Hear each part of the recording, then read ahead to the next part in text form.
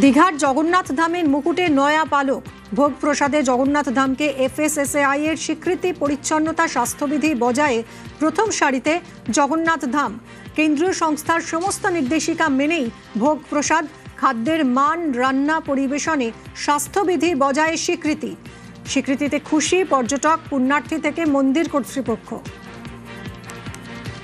দীঘার জগন্নাথ ধামের মুকুটে নয়া পালক। ভোগ প্রসাদে জগন্নাথ ধামকে FSSAI এর স্বীকৃতি।